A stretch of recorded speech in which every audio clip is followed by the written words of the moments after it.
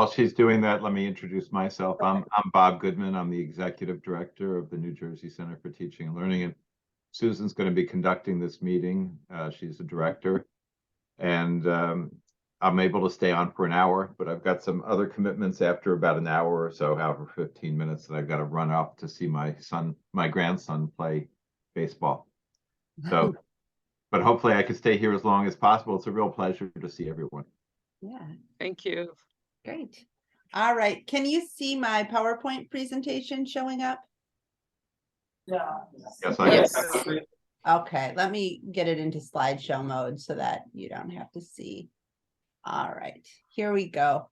All right, so today my goals are to introduce you to our website and the materials that are available for you to download and use for free with your students. And I want to show you how to access those resources, how to download them, and give you an explanation of how they work together, because they work together in a really unique way. And I want to be sure that you know how to use the materials to get your students engaged and talking together and working together. So I'll go through the materials and I'll talk briefly about the teaching methods that are intended to be used with those materials, and show you how those teaching methods interact with the presentation. And we'll talk a little bit about polling, using polling with your students so that you can hear from every single one of your students every day. And then I'll give you a brief introduction to our online teaching methods course in case anyone is interested and wants to learn more. So this is our website. You should have received login credentials for the website, I believe from James.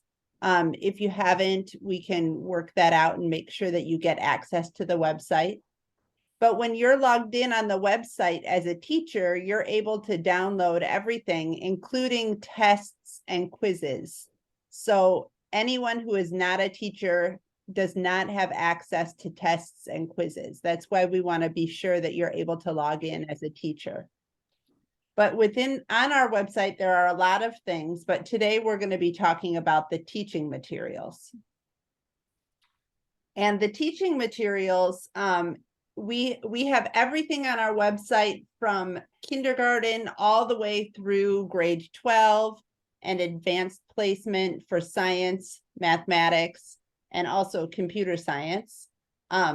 This is going to eliminate your need for a textbook, for writing lesson plans, for creating materials. It should have everything that you need so that you can make small adjustments to meet your students' needs, but you don't have to start by making everything yourself.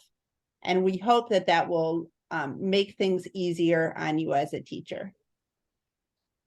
So these free materials include presentations, which are used to teach the students.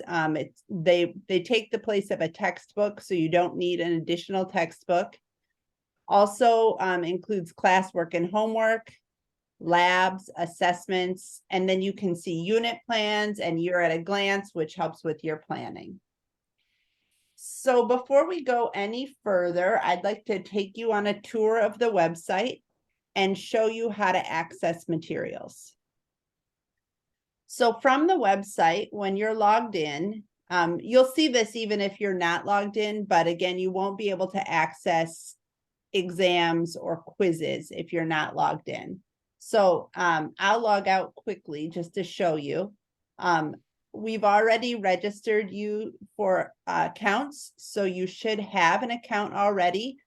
So you'll just click sign in and you'll put your username, which is your email address, and your password, which was shared. And then you'll hit login. And then you'll want to go to teaching materials. So this is going to bring you to the course page where you can see all of what we offer. We have mathematics, science, computer science, And then we have some materials that are in Spanish or that have been aligned to specific states or countries. I'm going to start with mathematics. So here you can see each of the courses, and this is where you can see mathematics starts from kindergarten, goes all the way through primary grades into the middle school grades, as we call it, which is like grades 6, 7, and 8, and then into your secondary grades. So you have all of the courses that are traditionally taught at the secondary level, including advanced placement. So we have advanced placement statistics and advanced placement calculus. And then within each of these, you'll see a set of units. So whatever course you click on, it will look very similar. Whoops. So for instance, second grade, you're going to see each unit that will be taught at the second grade level.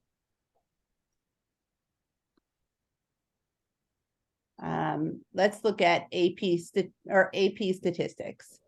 Again, here you'll see each unit that will be taught at that level.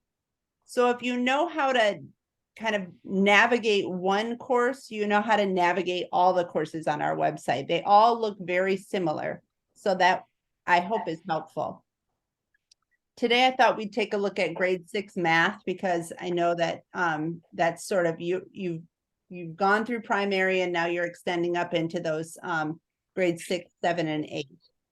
So within each of these units, you'll find the materials to teach that unit. So we'll take a look at factors and multiples. This is the second unit to be taught at the 6th grade level. And it will include a presentation, some resources for the teacher, classwork and homework, labs, and all of the assessments that you need.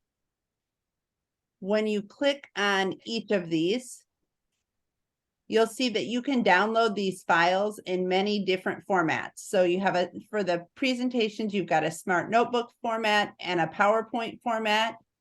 These two formats are going to be editable. So if you want to make changes, maybe you want to add your student's name to some of the questions, or you want to change the anything that's showing up in inches to centimeters, you can adjust them to meet the needs of your students. And it's also available in PDF format. And I actually already downloaded the PDF formats. But if you just select the one that you want to download and just hit it, just click it, and it will start to download for you. And then once it downloads, you can open it. And this is the grade 6 factors and multiples presentation. So I'm just going to kind of quickly show you what a presentation looks like, but this will be something we'll go into a little more deeply just a bit later. I would just add one other point while we're here, that when you get the PDF, it's also valuable because you can print it. You can see it as 6 slides per page, 3 slides per page, 1 slide per page. Mm-hmm. And if you use 6 slides per page, you can print it out if the students don't have devices. So if you print out the front and back of each page, you can have basically a textbook. If you go to 1 slide per page, they can download it onto a phone, and the slides actually look they look great on a phone. They look as good on a phone as they do on a board. So sometimes students, instead of printing, the school will just have the students get a downloaded copy and do 1 slide per page. Sorry, Susan, go ahead. No, that's good. Yeah, so the students can have a copy of it, and then the teacher can also use that presentation to project at the front of the classroom, just like you're doing now, to teach the students from. So at the beginning of every presentation, you're going to have your table of contents. So these are the topics that we're going to cover. This is factors and multiples. So the students will learn about even and odd numbers, divisibility rules, greatest common factor, least common multiple, and then they'll have some word problems with greatest common factor and least common multiple. And at the end, there's a glossary, so that those words that you're teaching the students, they have the definitions for. So just like the website, the pages on the website, the courses look the same for every grade level. The presentations for any NJCTL course is going to look they look exactly the same. It's always going to be a table of contents at the beginning, and then each topic will have a topic title slide, followed by some direct instruction slides and formative assessment slides. And we'll talk more about that later, but I just want to give you kind of a glance at what it looks like, so that when we talk more later, you'll have an idea in your mind. So this topic is about even and odd numbers. There's a quick warm-up exercise here for the students to do at the beginning of the class. And then we get into direct instruction. So here's the direct instruction, where you're teaching the students the content. And then very quickly, you have formative assessment questions. This is where the students have to demonstrate that they understand what they just learned. And there are several formative assessment questions. And then after you go through the formative assessment questions, there are quite a few here. Then you get into the next topic, and then it goes direct instruction, formative assessment. So it's always direct instruction, formative assessment. We'll talk more about that structure shortly, and how it kind of works together with the students. But in addition to the presentation, you're going to have you have some teacher resources, which include your unit plan or your chapter plan. You have classwork and homework files. And this is just the same. When you click on what you want, then you select what format file or what file format you'd like to download it in. You just click on it and it downloads for you. So here's the unit plan. And this is going to lay out your whole unit for you so that you can see at a glance what you are going to be teaching, how you're going to assess students, and what you do day by day. So here are the standards that are taught in factors and multiples. You may want to make that a little bigger, Susan. Thank you. Great. There you go. That's good. All right, perfect. Yeah, thank you. Feel free to stop me at any time if there's a question you have, or there's something that would make the experience better. So you have your standards here, some essential questions and objectives. So students will explore even and odd numbers. They'll review divisibility. That we have a spelling error. And students will use factors and multiples to find the greatest common factor, least common multiple. And then you've got your formative assessments throughout the chapter. You'll be doing smart response questions. There are 2 quizzes. And then your summative assessment is the chapter test at the end.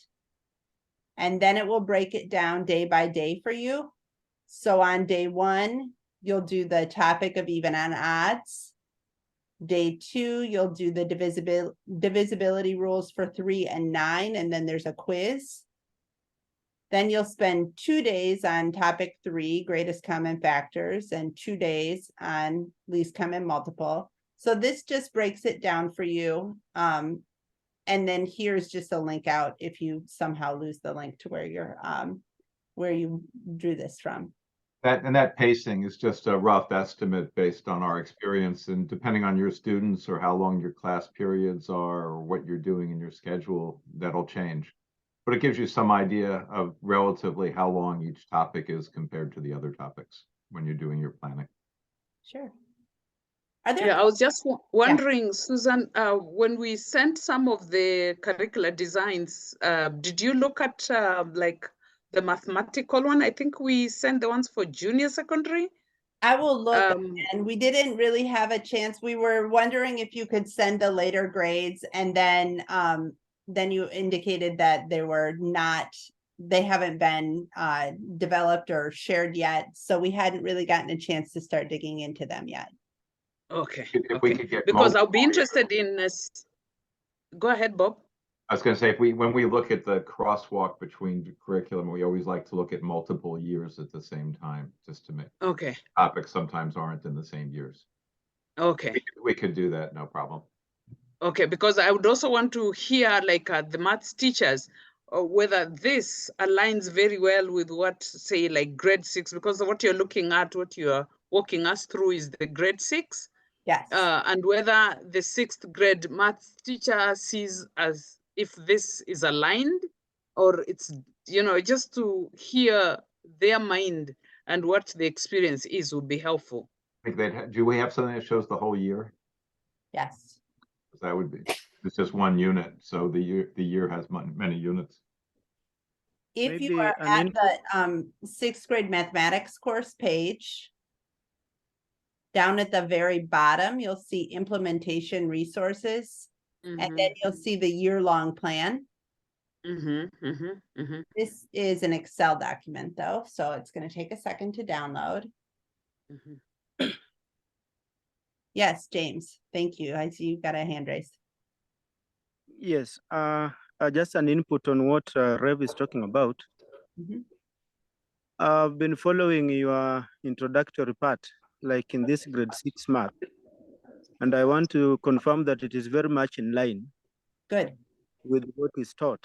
The only difference, and what I wanted to inquire, is a difference in the language, but you talked of, there is a possibility of editing.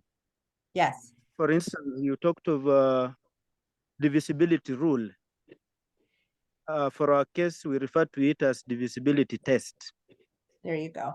That is what the curriculum design recommends. That's the language that we use. Sure. But then even the digits that you've mentioned is what is taught right away from grade 6 to grade 7. Perfect. So just to confirm with the Reverend, it is very much in line with what is taught. Thank you. Perfect. That's great. Good to know. By the way, when you see a difference like that, you'll have to make a decision as to whether it's worth just telling the students.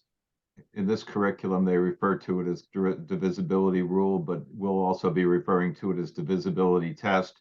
Then you don't have to open up 300 slides and keep changing the word. Just tell them. Like for instance, when we get British books here, and British English is different than US English. We'll very often use the book and we'll just say, hey, they referred to the trunk of a car as a boot. Yeah. Don't worry, whenever you see boot, it means trunk. Yeah. We don't have to change all the words in the book. Yeah. It's configure it out. Yeah, and it opens the child's mind to know that if you see this, then it means this in another context. Yeah. Yeah. I don't think we should be too worried about that. Sometimes I think we don't give enough credit to the intelligence of the students. They can translate to themselves. But anyway, please. Okay. So here's the this is the at a glance kind of your year-long plan. So these are the units that you'll do in 6th grade. You've got numbers and operations, factors and multiples, subtraction, decimal computation, and it tells you how long it will go. These are aligned to US standards, so it may not quite mean as much to you. If this doesn't give enough information, my suggestion is to go into each of the units and download the unit plans, or sometimes they're called chapter plans. They're under teacher resources. So if you download those, then you get more depth. You'll be able to see what it is that the standards are that you're going to be covering. You're going to see the objectives, even in odd numbers, divisibility tests, and then greatest common factor, least common multiple. So if you can't get what you want, if you don't get enough information from the year at a glance, you can always just download the unit plans, and that's a really good way to take a look and see what, you know, whether or not you're in a good alignment. And the reason we look for the multi-years of curriculum is that sometimes you'll see that topics are in grade, like we might teach a topic in grade 6, you may teach it in grade 5 or vice versa. And then you have a decision to make whether you could take literally each of the topics and cut and paste them into the different years, or just teach them in that order, even though it's in 2 different years for us. Or you could decide that this is coherently put together, and you're better off just teaching it the way we're doing it.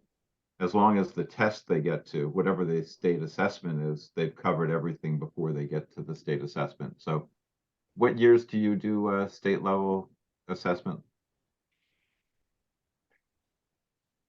or your summative, your big summative assessments that are like a national exam. James, for state junior, Yeah. yeah, for junior secondary. Yeah, let James answer that.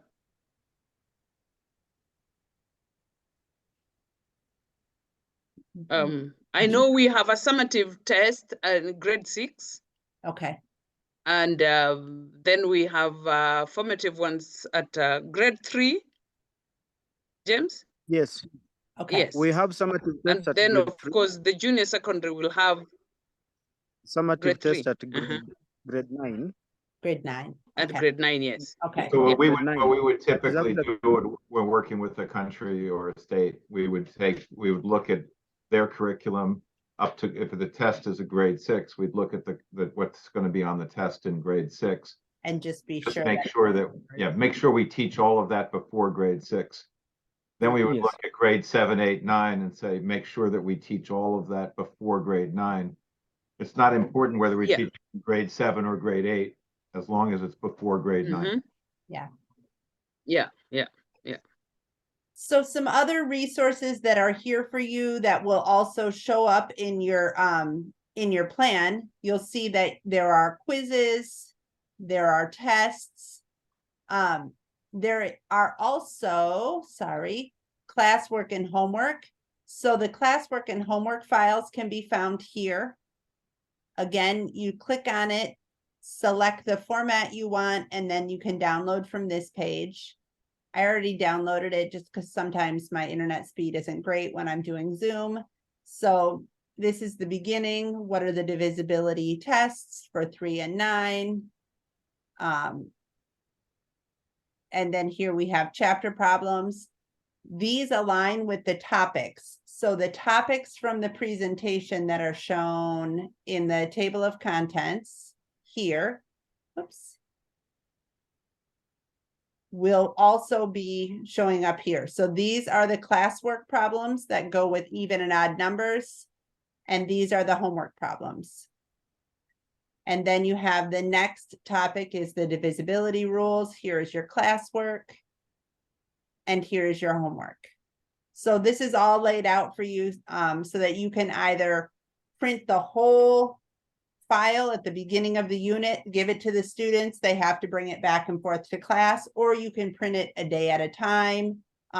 So if I'm working with the younger students, I just want to print pages 1, or I just want to print page 2, give it to them on the day that we're doing even and odd numbers, and that way they don't have to keep a big stack of papers together. You can make that decision and what works best for you and your students. And by the way, we include all the answers at the end, and that's part of our philosophy is when students do homework, they should do it, and we give them the answers because we don't grade homework. We believe that the students should use it as practice at home, and they should, if they don't get the answer that's in the back, they should keep working or call their friends to find out how to do it, rather than thinking of it as a take-home test. So we think of classwork and homework as purely formative. Yeah. And then there are also labs and your quizzes and your tests. And again, you download those in whatever format you want. If you decide to download something in Word or OpenOffice, it's editable. If you download it in a PDF format, it's not editable. So if you like it as it is, you can download in PDF. If you want to make any adjustments, you need to download it in Word. So those are the materials and how to download and access the materials you need. Just like mathematics, we also have science. So again, there are science courses starting with the kindergarten level, the very youngest students, all the way through primary, the middle grades. And then here are your secondary subjects, including advanced placement. And then we have computer science. We're sort of backwards designing computer science, starting from the very highest levels traditionally taught in high school, the advanced placement levels. And now we're coming back. So the general computing concepts is like your very basic ICT for probably your 6th, 7th, 8th grade students. So we'll be continuing to do younger and younger courses, but right now we're from about 6th through advanced placement. Is everyone familiar with the term advanced placement? Maybe not. If you would clarify, I think a few may know. Okay. So in the United States, the College Board works with high schools and colleges to determine a curriculum where if the students pass that curriculum, they get credit for they get university credit, even though they're in high school. And so those, when Susan is saying AP or advanced placement, she's talking about curriculum that at the university level. And in the United States, or by the way, I'm sure in Kenya, any student, if they take the advanced placement exam that's given at the end of the year at a national testing center, they get a score, and many American universities will accept that score as credits on the university.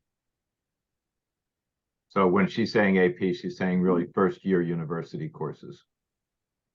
Yeah, for the computer science, I was interested in seeing the coding basics because we sent a teacher for coding. I don't know if that ever took off, but it will be a challenge perhaps to have Nicholas do something on coding. But well, you don't have to go to it, but so you know. Yeah. Coding basics is really just like one very basic unit that we played around with at one point. Our first real coding class is the programming in Python.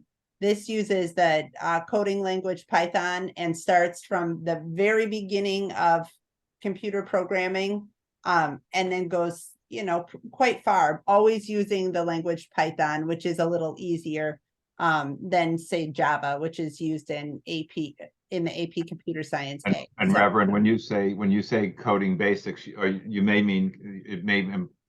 be saying coding basics like we're using it, but you also may be talking about the basic programming language. And in the United States, BASIC used to be the standard beginning programming language, but it's been replaced by Python. So Python is the first programming course most students learn. Okay. Yeah. Thank you. Sure. And that could be used with your grade 6, grade 7, grade 8 students. Okay. Yeah. So now that you have a good idea of how to access the materials, do you have questions about downloads or just how to navigate the website?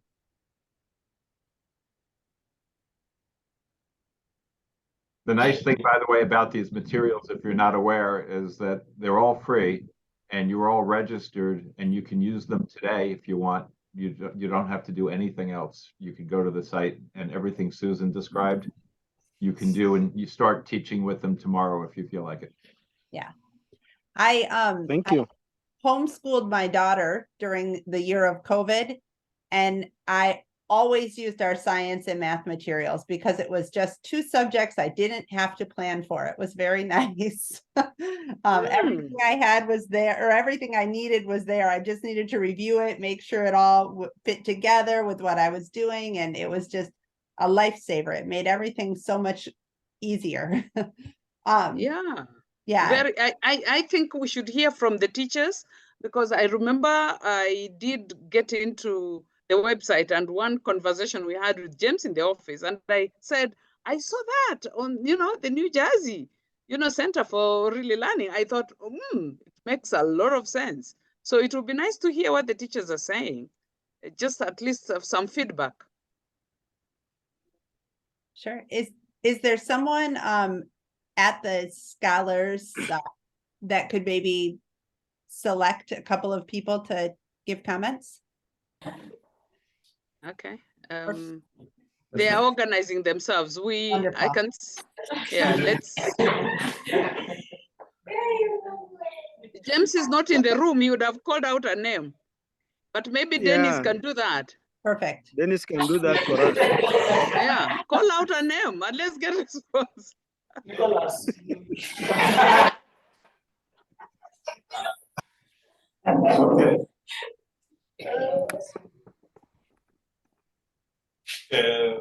Thank you. Thank you, our presenters today.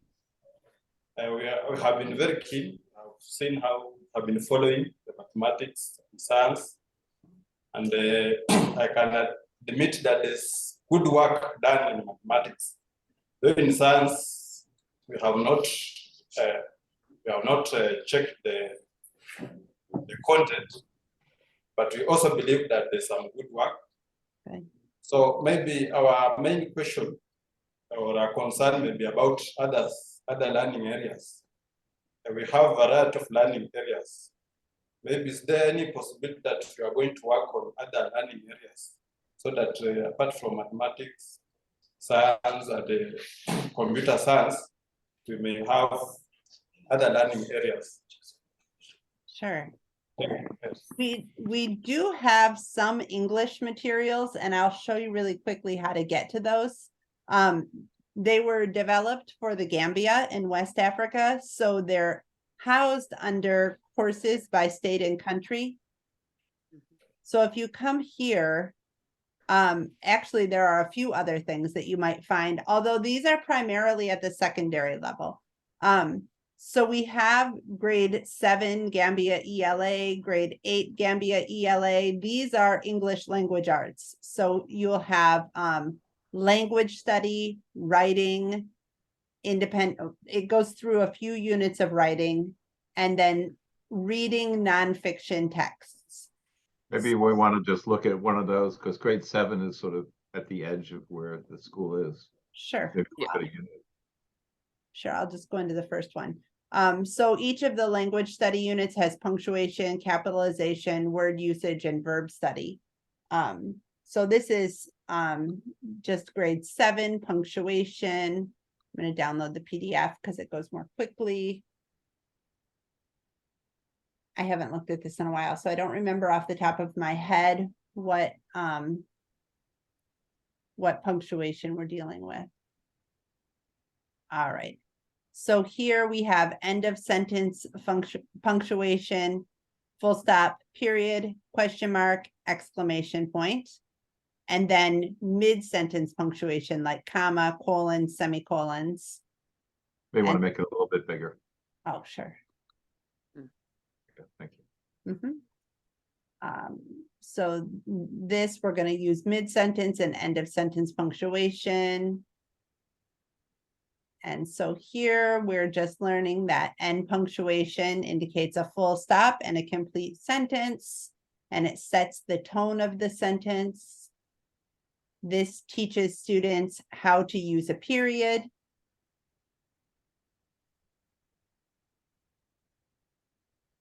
And again, see the direct instruction followed by the formative assessment questions. And then we have an activity for them to work together. And then we talk about the question mark. How to use a question mark at the end of an interrogative sentence and some formative assessment. So this was developed for the Gambia, funded by the World Bank, and it does use British style English to a great extent because Gambia uses British style English. Yeah. It may be worth your look. We haven't really published it internationally to all countries because we didn't take the next step of doing recordings, but it would be interesting to us for you to look at it and tell us what you think in terms of, is it appropriate? Because it is the national curriculum of the Gambia at this point, but it is something we could invest in further to develop completely if it looks valuable to you. So that's a great question. Thanks for asking that. That was a great question. And it also prompted me to remember that we just created an agricultural science course. This is a secondary agricultural science course, but if you're doing any agriculture with your students, you may find materials that would be helpful here. We did this for Nigeria. We developed an agriculture course for them and 2 agriculture courses, I think, right? Yes, 2 agriculture courses. And then we also, actually, the more I'm here, the more I'm thinking, oh, wait, we have that too. We have that too. Health and human biology might be something that you would get into once you add grade 7 and grade 8, but this goes through all of the human body systems. So if this is anything that you need, that's also there as well. So one place to not forget to look, so you've got the math and science and computer science, but for any other subject areas that might be of interest to you, it would be worth taking a look here at the courses by state and country. Great. That was What do you think of that English language arts? Does it look appropriate to what you're doing? Is it too low, too high? I think it's very appropriate because we're also using Britain English in Kenya. Yeah. And I'm seeing a lot of similarity. Yeah. Like the unit that we've just picked on, punctuations. Yeah. That is something that is also taught in Kenyan English across all grades. Yes. So I want to believe it is still relevant, but I think the English department can go through that English curriculum for Gambia just to see the areas that can be of use to them. Sure. And then they can also give a feedback, maybe by also sharing the curriculum designs so that you can see what to adopt and probably what to improve on. Excellent. To fully fit our curriculum. But from the introductory part of it, I want to say there's a lot of similarity. Good. That's great. That's very helpful information. And I'm thinking, go ahead. Yeah, I'm thinking that the courses by state stroke country, I'm just very disappointed Kenya is not listed, and maybe it would be us that would introduce Kenya to also join in this curricula, so that our curricula can also be taught elsewhere, or people can learn what we are learning. What do you think, James? We do have Rwanda on here and Malawi as well. And we feel left behind. I know. Maybe this is the beginning where we catch up. So. Yes, exactly. And with the CBC curriculum, I think is so relevant because I've seen when Susan, you're talking about standards, formative assessment, summative assessment, these are part of the things that we've been trained on, especially the junior secondary teachers who are here can confirm to that. Coming up with standards from objectives. So I think what Madam Director is suggesting is so relevant to us that we can also have our curriculum now. Okay. Yeah. Featuring. We should go and we could be the pilot, the school to work with. That would be great. Yeah. We'd be happy to do that. So wow, thank you. Why don't we look at the pedagogy? You're talking about formative and summative. Exactly. It's a great transition because all these materials are really tools to implement the pedagogy, because everything we do is about student learning. So these are just tools to aid the pedagogy. So Susan could explain the pedagogy, which I think you'll find very much in line with what you're talking about. Sure. Yeah. So that was the next of my goals after how to access the materials was how to use the materials. So a typical PSI-PMI stands for Progressive Science Initiative and Progressive Mathematics Initiative. And those are the names of our materials. So you'll hear us use those terms, PSI-PMI, often. And that's just referencing the mathematics materials and the science materials and how they were built in a way to be progressive, where the students learn the easiest thing first and then build upon that to progress toward more difficult concepts. But in a PSI-PMI lesson, every day it really looks similar, and it begins with the short direct instruction, followed by formative assessment. And you saw that in the presentations that I shared with you. Let me see here. And let me make it a little bigger.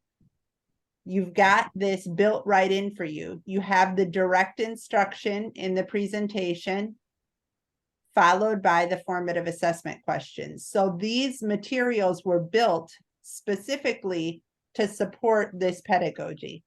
So short direct instruction, followed by formative assessment, which enables social constructivism. And social constructivism is really constructivist, is where the kids are building this mental model And social constructivism just refers to that mental model being built by each student while they're interacting in their social groups, which includes the teacher. Bob and I were talking about this yesterday. The teacher becomes a part of the social group.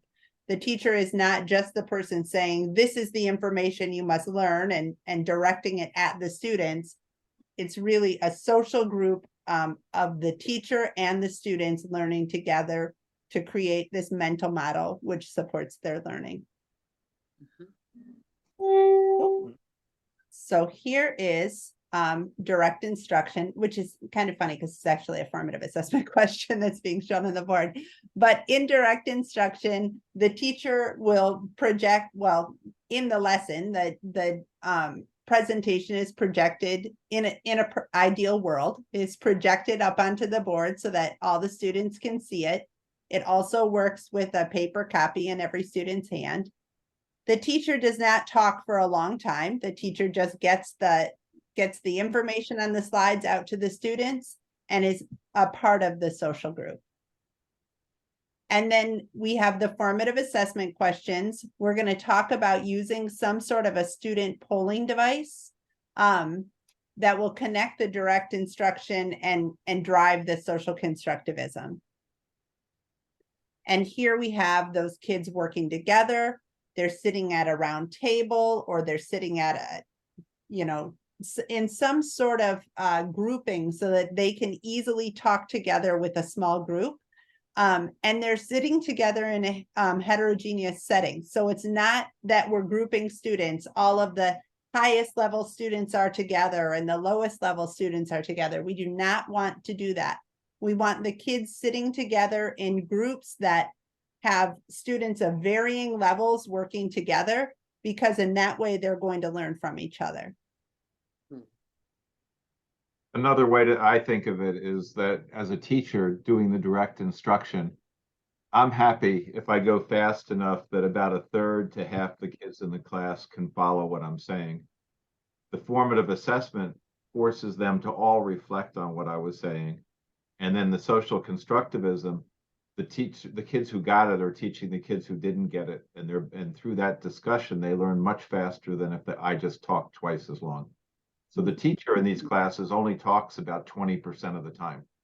80% of the time, it's the students building understanding together, not the teacher, not listening to a teacher. Yeah. Because when they're listening, they're not learning really. The direct instruction and formative assessment is all to set up a situation where the students can teach each other. Yeah. And during that time when the kids are working together, the teacher's still circulating the room and still listening for what the kids are talking about, and maybe intervening with good questions to drive their learning. But the teacher's not, you know, the direct, well, I mean, the teacher kind of is the director, but the teacher's not but the source of all knowledge. The source of all the information. There we go. So if I'm walking around and a student asks me a question based on what I taught, I would say, have you asked everyone at your table that question? And if they say yes, I say, oh, then you may stand up and ask the whole class that question. I'll be the last one to answer it. So the goal of the direct instruction, like Bob said, is it's quick. You don't want, or you're not aiming for 100% of the students to understand everything completely. You're just delivering basic knowledge. You might model problem solving, introduce new concepts, expand on what they already know, or provide insights on challenging concepts. And then that gets you to the formative assessment. And that's where the students are working together. So I'm just going to pull up a lesson again. Here, these blue slides at the beginning, this is the teacher talking to the students, sharing the information. The students are following along. They may ask a question. They might jot down some notes. But this part of the lesson, that direct instruction, is just short, brief. The teacher doesn't stop and go off on a long tangent about something that's connected. They just kind of stick to the slides, go through it quickly, and hope at least a third of your students are getting it. Then you get to the formative assessment questions. And this this is not a very complex formative assessment question. They start easy, just like we said, that progressive nature of the materials, they start easy and then they build to get more difficult and more difficult, because you want to have the kids get some success in the beginning so they feel confident, and then you start going with more and more difficult questions. So we're going to talk about how the teacher uses these formative assessment questions. The goal of formative assessment and using polling, which we'll talk about, is that it keeps the students engaged. It allows every single student to participate both in a group, but then also individually. They answer these questions anonymously. They're constantly evaluating what they know and what they can do, and it helps students remain focused and engaged. And I will just point out the anonymous part is very important, because you want the students to share what they really believe the answer is. You don't want them to just copy the answer from someone they think is smart, so they don't want to be embarrassed. If you ask a student to commit to an answer in public and it's the wrong answer, they can become embarrassed. And if they become embarrassed, they stop learning and they start not liking math or science. So you want them to give their true answer, but they're not identified with that answer. That way you can tell what the class thinks the answer is. And based on that, you can move forward, as Susan will show here. Sure. So I'm going to give you a little more difficult one. Okay. The product of 13 and 8 is, and then it's asking the students, is this an odd number, an even number, or C, I don't know, I need help. So as the teacher, I'm going to project this on the board. I'm going to read the question to the students, be sure that they understand it. And then I'm going to let them work in their social groups. So they're sitting around a round table, or they're sitting at a square table where the students are surrounding the table and they can turn and talk to each other.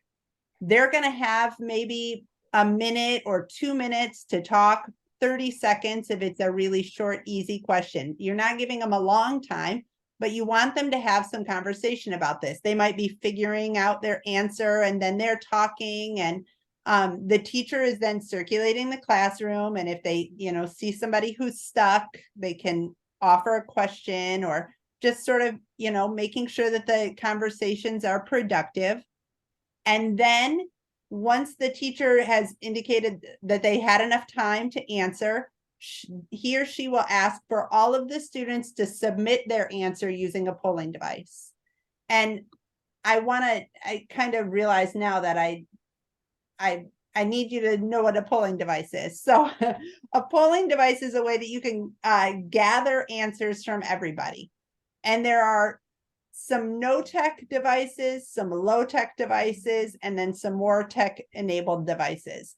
So essentially, after the students have a time to talk about this question, now I want every single student to give me their answer.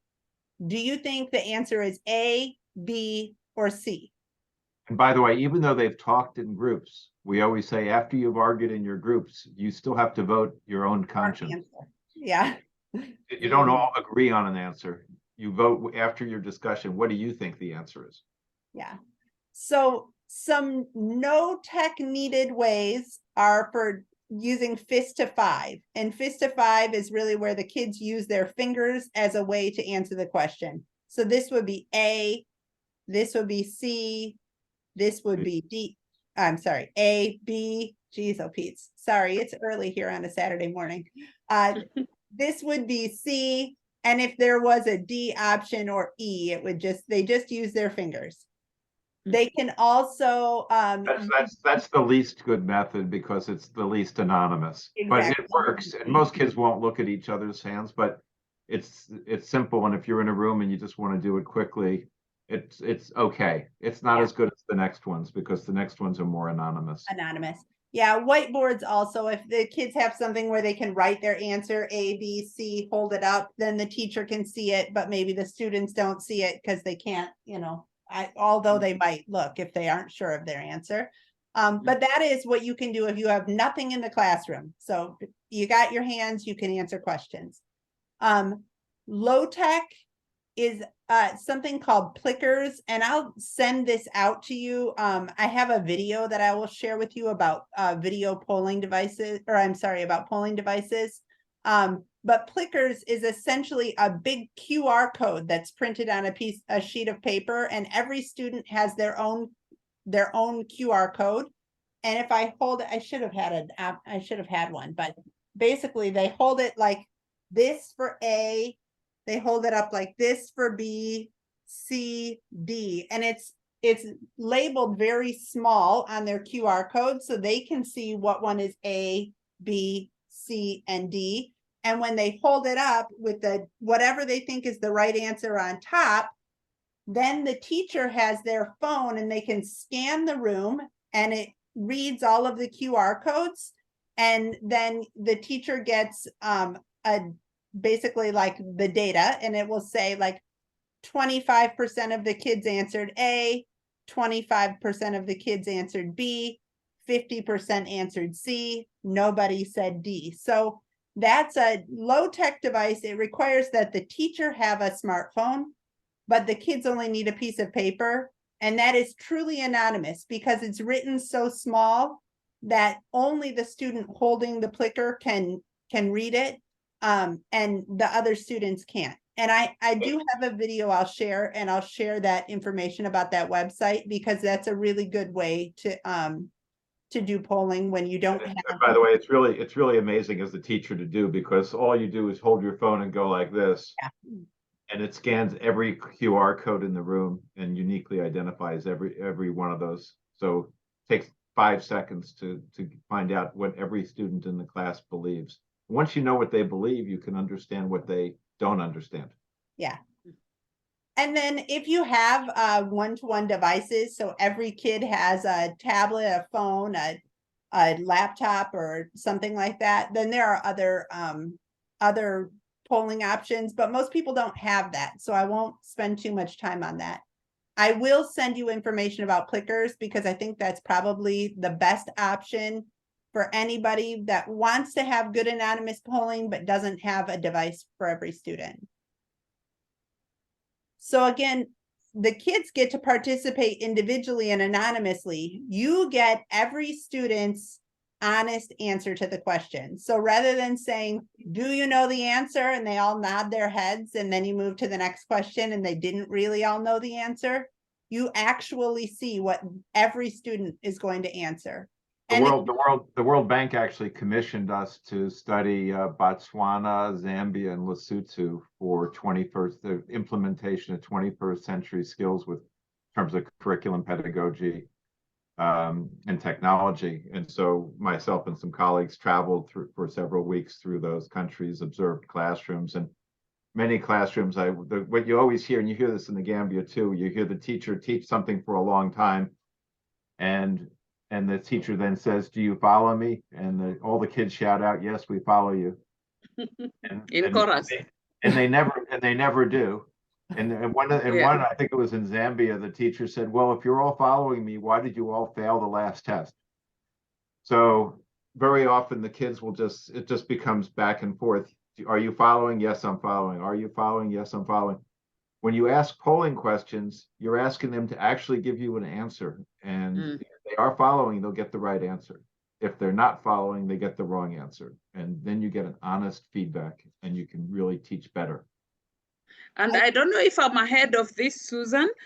Suppose that after you've done the polling, you discover that maybe the uptake of that particular lesson wasn't good. What happens? Is there remedial? Yeah, we're going to talk exactly about that. Perfect. Thank you. All right. So moving on, the students get they have to answer, they get a good understanding of their knowledge throughout the lesson. The teacher gets feedback from the entire class. It becomes more student-centered and you're gathering real-time data. So then what do you do? Well, this is kind of repetitive. What do you do? So now you asked a polling question and you go one polling question at a time. So you ask one question. What do you do if all the students are correct? So if all the students are correct, or most of the students are correct, you might then ask a similar question, follow up verbally, or just quickly move on to more difficult questions. So this isn't exactly what you asked. This is actually the opposite of what you asked, but you have to kind of, this next section, we're going to just talk about how you sort of, what you do based on the information you get from your students from formative assessment. Because the goal is that you don't get to the end and realize that they didn't get it. The goal is that you are you're basically like taking the temperature of the room with every formative assessment question, and then you can react right there in real time, and you don't ever get to the end of the lesson without them getting it. So it's pretty easy when everyone gets it all right. That's an easy one to do. You either kind of confirm it and move on, or you ask a more difficult question. But this is a good spot to be in. But this is a fun spot to be in. Oh, sorry. You didn't do the second one on the slide. Oh, sorry. Oh, if most of the students are correct, maybe you've got 85% or 90% of the students are correct, and one or two students essentially answered it incorrectly. Yeah, you don't want to ignore that. So you could ask this. Oh, go ahead, Bob. I mean, one thing like we put this together, we forgot to put on here, which is very important, that after the results are reported and we say, you know, half the students, we still haven't told them what the right answer is. So the social constructivism, which is where their learning occurs, is in this moment between when they answered the formative assessment question and before they find out what the right answer is, because now they're still interested in finding out what the right answer is. So if they're all correct, you'll tell them, yeah, that's all correct, because what are you going to say? But in most cases, they're not going to all be correct. So in this case, you're going to say, many people said this answer. Someone said this other answer. Could someone explain why that might be? Notice you didn't ask who said this wrong answer, because that would embarrass them. And you didn't say, if you said this wrong answer, could you stand up and explain it? Because that would embarrass them. But you can say, this wrong answer, why might one of the students have said this? And that excuses the student who got the wrong answer to explain it without identifying themselves. Or another student could say, oh, they probably forgot to divide by 2 at the end, or they probably forgot the negative sign. And then you again, this is a social constructivism, because now the teacher is part of the social group and making interaction happen. And this again is where the learning happens. And the student who got it correct or could identify like why the other student got it incorrect is really cementing their knowledge, because they're going, this is a common mistake. Sometimes people forget to multiply by 2 at the end, or forget to divide by 2 at the end. So then that's something they'll watch out for in the future. And then the student who did it wrong is like, oh, that was my mistake. Now I know how to do it correctly. And they're going to have another formative assessment question in less than a minute. Sure. And these are all ungraded. It's very, very important that this is no stakes. There's no grade associated with any of this. So formative assessment only works if it's ungraded. Yeah. So this is fun. So if the class is split, you're going to have lively conversation. And I also forgot to mention, or we also forgot to mention, that when you say you take the students' answers, maybe you do clickers or they hold up their fingers, you as the teacher are then going to tell the students not the right answer, but you're going to tell them kind of what the spread was. So like you're going to actually say to the students, well, about a quarter of the kids said A, 50% of the kids or half the class said B, and then I've got this other 25% that does not know they need help. So that's sort of where we are. We have a lot of answers all over the place. And then that is when you're going to, again, you don't confirm the answer, and you don't want to shame anybody into saying like, oh, who chose this? You know, who didn't know? Why don't you know? You know, so you're keeping it open. You want to keep this a positive, supportive environment. But you might ask kids to explain their answers. So why might somebody have selected A? Why might somebody have selected B? Or do you want to tell me what you selected? because some kids are going to want to say, like, I said A and I really think it's A because, and they're going to give a big long explanation. Or you might have the students talk to, like, turn to somebody at another table, find somebody that had a different answer, explain why you selected your answer, and then they have more conversation. So you could have like 10 little private conversations going between the, I chose A, who chose B? And they come over and they argue face to face, A versus B. Yeah. Whoever's right is getting a stronger understanding. Whoever's wrong is learning it quicker than ever would if you taught it again and again. Yeah. Yeah. And then in this situation, you want to have some time for them to talk it out, because now hopefully those who were getting it wrong are going to get it right. And then you could redo that question. So, all right, now you've had some conversation. We were very split. And now I want, after you've had conversation, maybe your answer has changed, and I'm going to poll you again. Now what do you think the answer is? And hopefully at this point, you're going to poll the students again using whatever polling option you use, fist to 5 or whiteboard or clickers. And then the students will give their new answer. And now hopefully you're lessening the gap of, between students who don't know the answer and students who do know the answer. Hopefully now you're going to have 90 or 100% getting the right answer and only a couple getting the wrong answer. Only now is when you give them the right answer, because at some point you've got to confirm what the right answer is. But you've got 6 formative assessment questions, so you've got 3 more to go. So Sure. you could, they're going to be questioned again, because you keep repeating this. Yeah. A typical lesson would have 6 or 7 minutes of direct instruction, but then 20 minutes going through 6 formative assessment questions. So that, again, most of the class is this discussion we're talking about. Yep. And then if only a few of the students are correct, this could be like, it could be that they don't understand the material. It could be that they don't understand the way the question was asked. So kind of helping to figure out what it is. Have the students tell you what they know about the question. Go back to slides. You can always go back and reteach something if you need, or just have some more conversation. But again, here you want to really try to hone in and identify why it is that they don't know the answer. Give them the information they need to get the answer, and then give them some more time to talk in their groups and re-poll them. And again, hopefully you're going to get closer to everyone getting. I would even, like in my classes, I'd have them I'd go back at the slides, explain it again to them, go back to the slides and say, how can we rewrite these slides so that when I teach this to the next class, they'll get it the first time, and have the students help me rewrite the slides. Yeah. And again, that's a very high level of engagement with the students. Yeah.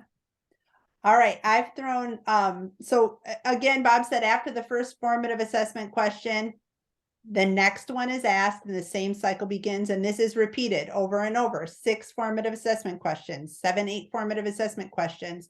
From this presentation, you can see that it goes on. I think there are 9 formative assessment questions. So you don't have to stress too much if the kids don't get that first one right, because you have 6, 7, 8 tries. And by the end, they should all sort of be able to answer the question. Now this is a much easier way to teach, because you're not lecturing all the time. The kids have all the notes in front of them if you printed them out or given them an electronic copy. And you're spending your time just sort of giving a quick introduction. I try to go through so fast that it's hardly noticeable. And then all the rest of the time, the students are carrying the load of the class, and I'm just helping direct their efforts. And some people would say, oh, with all this classroom discussion, doesn't it go slowly? But that's not true. It actually goes much faster, because by the time you get to the end of the class, they actually understand everything. Where very often, if you do straight lecture, you've taught very quickly, but they didn't learn very quickly. The learning didn't take place perhaps at all. Now this is really fast, the fastest way they can learn. It's not the fastest way you can teach. That's the yeah. The focus is on the learner, not on the teacher. Yeah. Exactly. Yeah. The teacher And when leads, you go to the test, they get high scores on the test, and you don't have to go back and redo everything again, because by the time they get to the test, they've answered every sort of question they could ever answer, because Susan's going to go through the classwork, homework, and quizzes and all the other formative assessment. The test should be very unexciting, because by the time you get to the test, everyone should know everything. Where most classes, you just keep talking at the kids, and then you only find out what they know when they fail the test. It's too late. Yeah. Okay, sorry, so Susan. I guess before we go on, I just want to get impressions from teachers about formative assessment and having those conversations in classes. Do you think you could do that? Are you really confused and not sure if you could do that? Give me your thumbs up, thumbs down. What do you think? Do you think you could do that in your classroom? Good. Okay. Mostly I see thumbs up. Did I see flickers here? Exactly. I know. I need to pull those out. I should be doing formative assessment.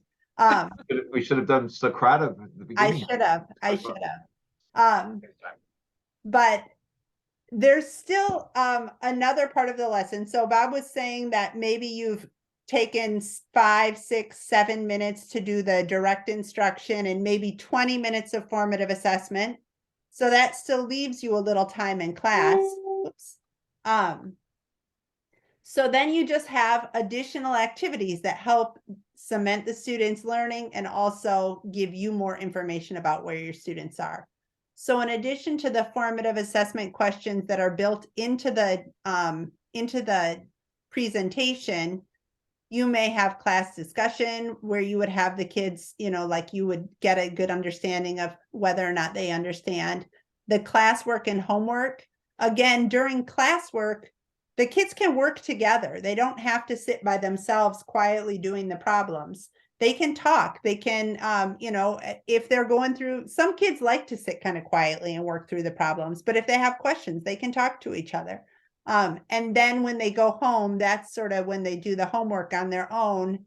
But even if they have questions, they could ask a friend. The whole point of this is that people really learn better when they learn together. So you get others' varied perspectives. You get a better view of the world when it's not just you all by yourself. And the classwork, it should be pointed out, the classwork is more difficult and more complicated than the questions asked in the presentation.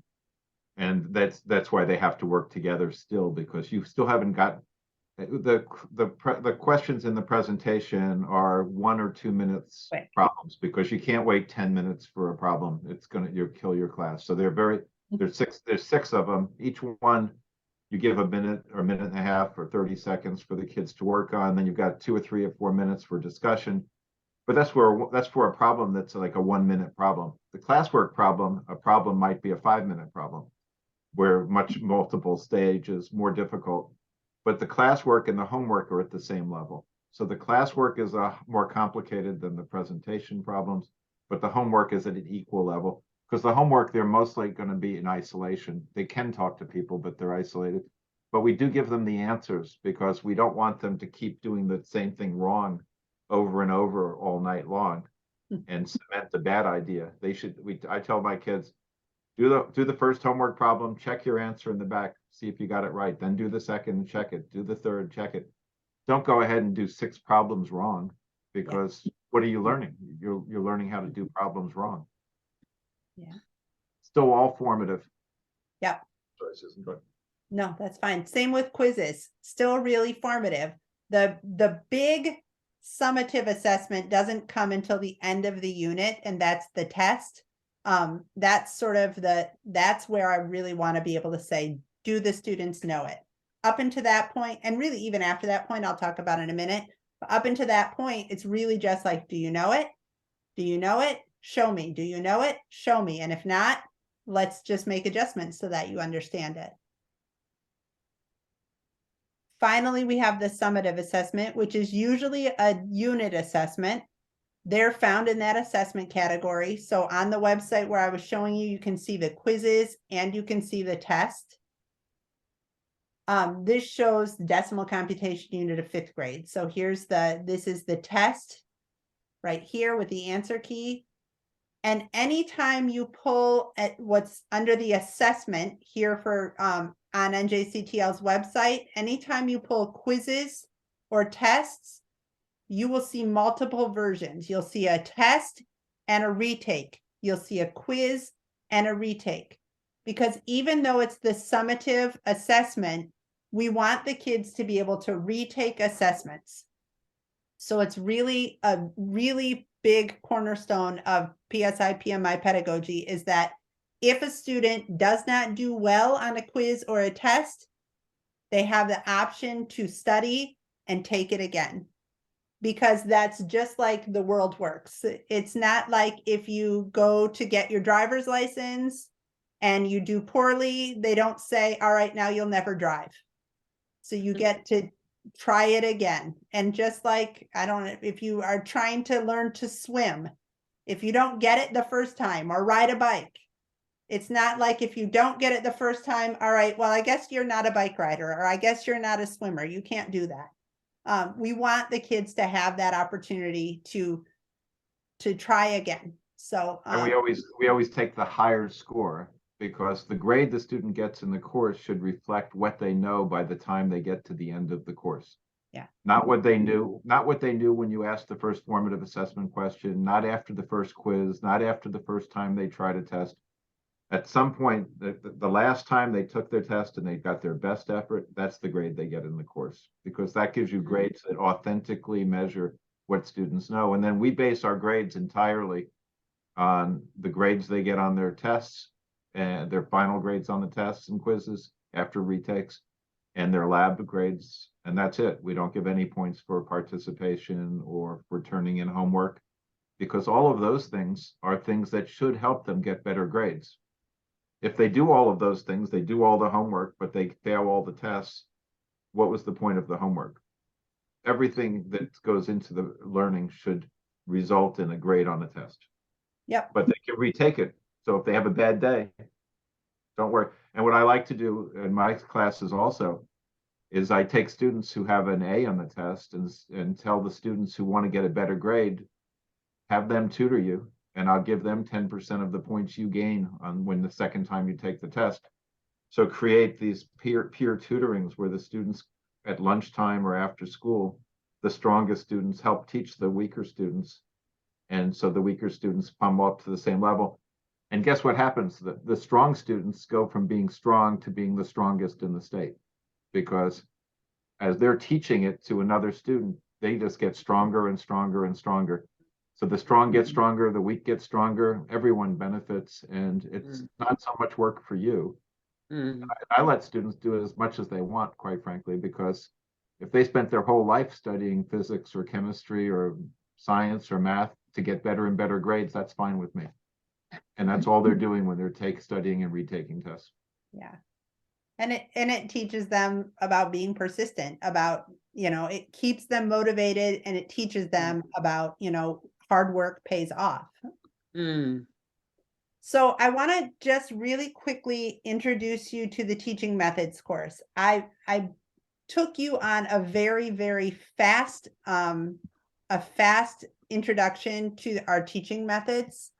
Oops, let me pull this over so that you can see it. But we do have, oh, it's not pulling. Okay, there we go. We do have a graduate course that's available for teachers online. It's an online asynchronous course that you can take if you're interested in learning more about the teaching methods. So let me, hold on, my internet window is not working out well for me. Okay, there we go. So I'm going to just log in really quickly. We have a lot of online courses, but I'm just going to quickly show you the teaching methods course. And I'm going to show you the elementary teaching methods course, because I think that's kind of more where your school is sort of at the elementary and very beginning of secondary level. Oh, good. Yeah. I should have had this open. While we're waiting on that to open, comments, concerns, questions that you have before moving on about the materials, the teaching methods. You should ask questions. The last question led to you having a whole English language I arts know. curriculum. So if every time you ask a question, you get a brand new curriculum, that's worth it. Questions, comments, thoughts? Does this seem difficult or crazy or like a good idea? What do you think? Let's hear from the plenary.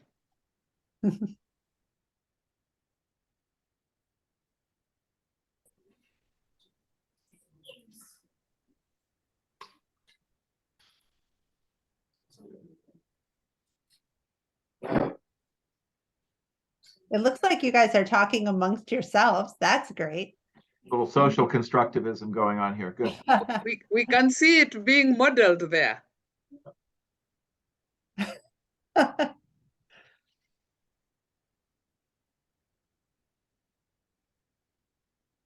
Take your time. Well, it's fine if you want to chat together and you can get back to us.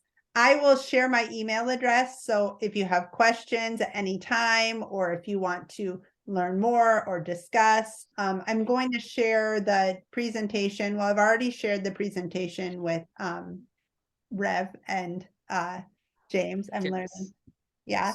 And then I'll share also with you a video about how to select a polling device and how to use the polling devices.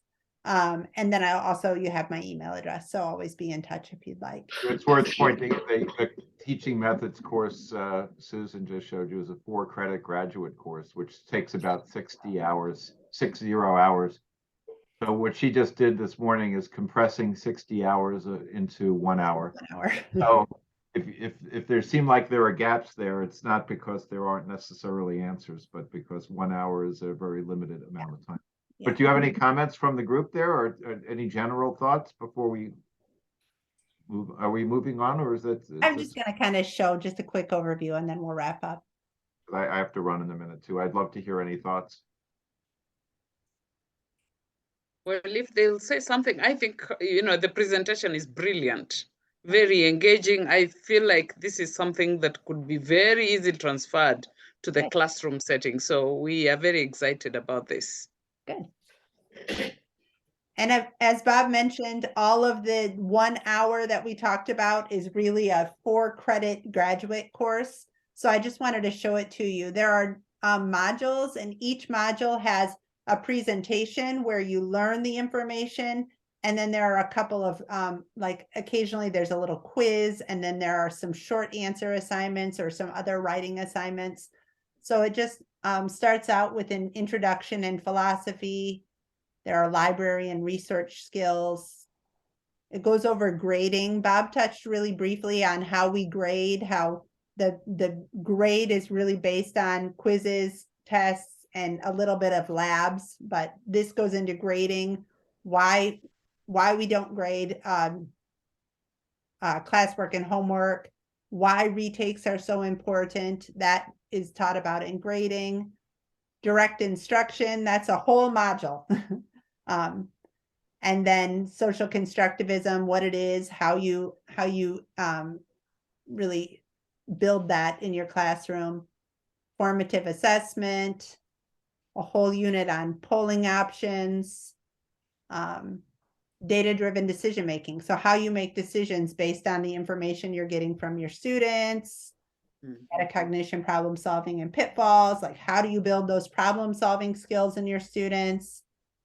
How do you use demonstration labs and hands-on activities? Differentiating instruction, building a positive classroom environment, pacing and planning, remote. That actually is being replaced with something else. But so this hour of activity, if you found it interesting, if you think, oh, that was really great and I want to learn more, we do have that online course that you'd be able to take for 4 graduate credits. It's worth noting that's 100% asynchronous and online. Yes, online. You do it whenever you have the time. You never have to. You'll talk back and forth with your professor, but really just using email or, you know, just writing back and forth. All asynchronous. Yeah. No class meetings to attend like this. Mhm. And is it at this point, does it cost money to undertake it? That costs money. That's $180 a graduate credit, which Okay. is expensive by US standards, but still at 4 credits is $720. So it costs money. Because there is a teacher we have to assign to teach it. Mhm. Okay. Everything else is free. We only charge when we have to pay someone to do it. Yeah, sure. Yeah. By the way, you can always email me as well. Susan's email is Susan@NJCTL. Mine is Bob, B-O-B, @NJCTL. I've got to go run to a baseball game for my grandson. Okay. So it was We're a pleasure happy. seeing everyone. It's a nice way to Thank start you. my Saturday. Love to meet you Thank every you. Saturday. It's enjoyable. Thank you, Bob. Bye-bye. Bye. But Bye-bye. bye-bye, Bob. Uh-huh. So that was really, that was what I was hoping to share with you in this time. If you have questions, I'd love to hear them. Any thoughts or?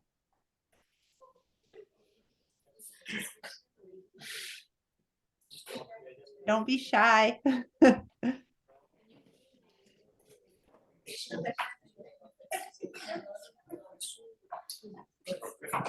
Yes. Okay, Susan, we are very grateful as a team. We have learned so much, especially you have realized that our curriculum and the curriculum we are developing is just similar. Good. And we are going to try and use with our pupils and students, learners. Then as we interact with that curriculum, we shall also come up with some views and concerns. Then I think we shall share our findings with you. But meanwhile, maybe a concern, if we can have short videos about the practicals that we can project to students. Yeah, is there any possibility that they can be found on that website? Short videos and presentations. Then maybe about we have seen the course, the teachers, a teacher who wants maybe to upgrade. Mm-hmm. Do you have any way that you a teacher can access a grant, a scholarship to study and come and help learners? I think that's what I have. Yeah. I should have indicated a couple of things. Let me show you real quickly. Many of our presentations have these links and QR codes. If you click on that link, it will take you to a video. So these do actually have videos for students. So they can access some videos. And I'll also share with you some videos for you about polling, just some things that might be helpful to you. But these you can always watch, or your students can watch. These are videos of like this presentation being taught. And then each of the formative assessment questions has a video so that they can see how to answer this question. And so I'll share that with you. And then as far as scholarships, we do offer a discount for those teachers in Africa. I believe it's 15%. I need to check, but we do offer a discount. And we have we had the initial meeting with with James and Rev, and we have been looking into whether or not we can find a partner that would be able to fund some scholarships through your school. So we are still looking at that. We have one partner in mind and we've spoken with them about it. So we're waiting to hear what they say. So we will continue to look for potential funding for any of the teachers that would like to take the teaching methods course.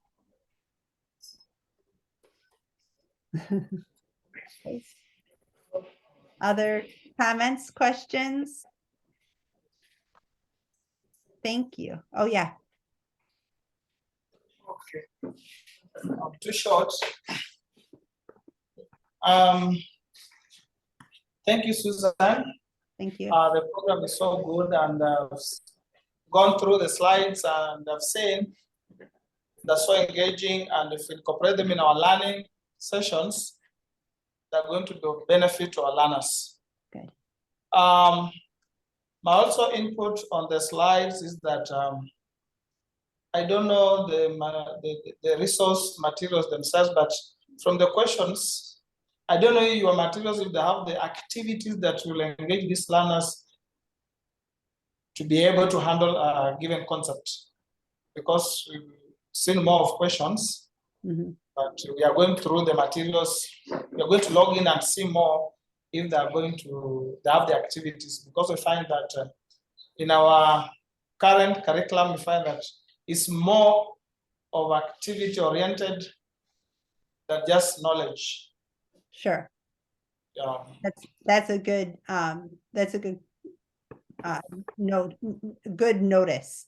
One thing that we did not talk about were the labs. So they exist and they're there for you to download.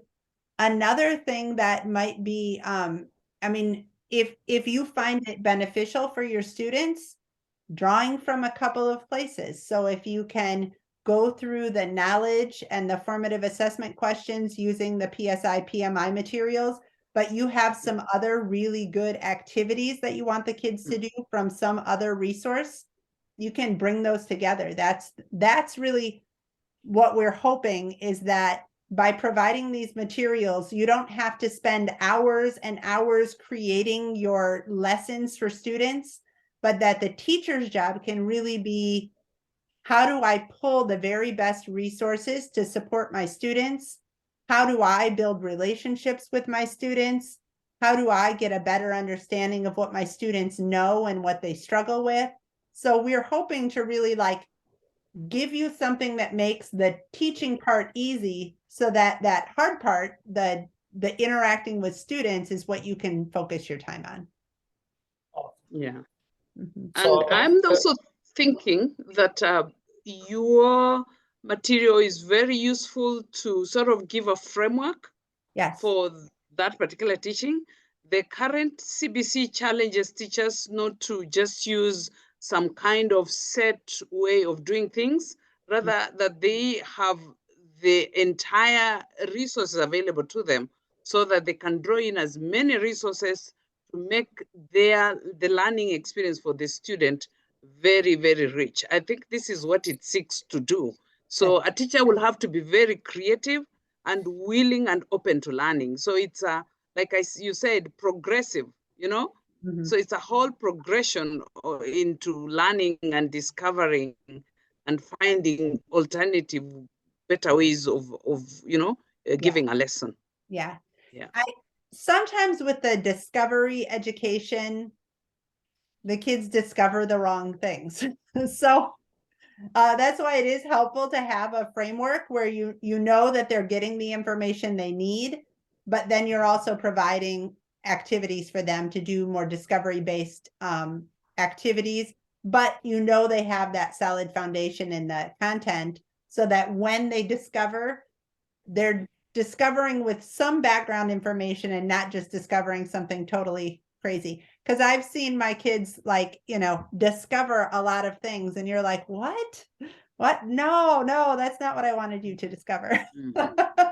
So, yeah. Thank you so much. We're going to embrace the program, and we are so happy about it. Great. Yeah. Thank you. Thank you. Well, we can wrap up and know that you can always contact us. We hope to continue building a relationship with your school and supporting you in any way that we can. When we heard about your school and your learners, we were really impressed and motivated to be involved. It sounds like you're doing amazing work and really giving a really high quality education to a lot of students who might not otherwise have access. And that's very, very important and motivating to us to do everything that we can to support you. So and then as you work with your students. So we hope to continue to be in touch. So thank you. Wow, wow, Thank wow. you. I thought one teacher could give vote of thanks. Let's do it the NMS way, even if it's factorials. Let's give something that's original for us. Who takes the lead?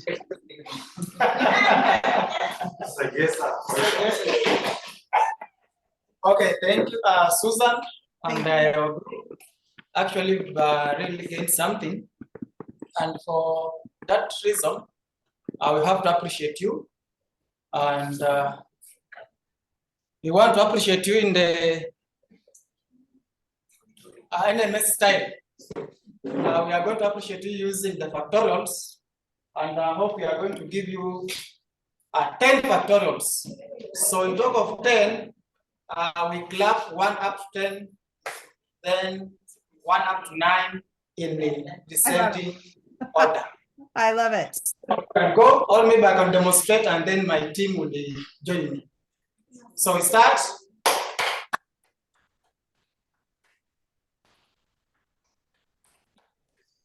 So they know how to do it. So I can start the team. Let's go.